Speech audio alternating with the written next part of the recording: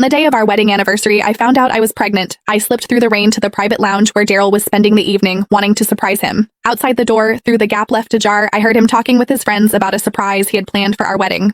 Josephine still has no idea she's been sleeping with both of us. Every winter, I send my twin brother to take my place with her. Through the crack in the door, amid the roar of laughter, I caught sight of a man who looked almost identical to Daryl. Imagine the look on her face at the wedding when she sees that video of my brother on top of her. I clutched the pregnancy test results in my hand, ready to storm in and demand to know why he'd done this to me. But then I heard Daryl's voice again. Sarah's career has taken off. Josephine served her purpose. Sure, she lost her family and her career because of me, but I gave her a few good years of the high life. I'd say we're even. The casual indifference in his tone sent ice through my veins. A man who had done everything in his power to hurt me for the sake of another woman. I was done with him. And everything he had stolen from me, I would take back. Every last piece.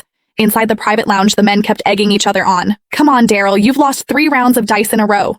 You owe us something juicy. What's this big surprise you've got planned for Josephine at next week's makeup wedding? I stood outside the door, heart brimming with sweetness. 3 years since we'd signed the marriage certificate, and Daryl had been so consumed by work that the wedding kept getting pushed back. Now I was going to bring our baby along and finally make it complete.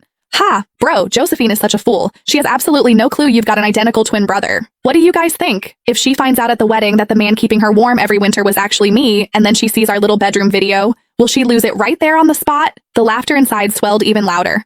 My legs buckled, and I nearly collapsed. I stepped forward, pressed myself against the doorframe, and peered through the gap. Beside Daryl sat a man with the exact same face. Daryl leaned back on the sofa and clapped him on the shoulder. Vincent Sanchez, I owe you for these past 2 years. Your visits made it possible for me to be with Sarah. The man exhaled a stream of smoke, the haze blurring his features. I don't get it, bro. Sarah was your college crush, so why'd you marry Josephine? Even in bed, she's boring as hell. I'm so sick of her. The men who usually greeted me with fawning smiles and called me Mrs. Sanchez were now leering and cracking vulgar jokes. I stood frozen, struck as if by lightning, unable to move, but the fury inside me burned hotter with every second. I drew a deep breath, gripped the door handle, and steeled myself to charge in and confront Daryl. Then the words from inside stopped me dead. I was only ever with her for Sarah's sake. At the sound of that name, my fingers tightened around the pregnancy report until the paper crumpled. There was a tenderness in Daryl's voice I had never once heard before. Sarah went abroad right after college to chase her dream of becoming a jewelry designer. By the time I wanted to go find her, she'd gotten married. Later, when the international jewelry design competition came around, Sarah was so anxious about Josephine entering the same contest that she couldn't sleep.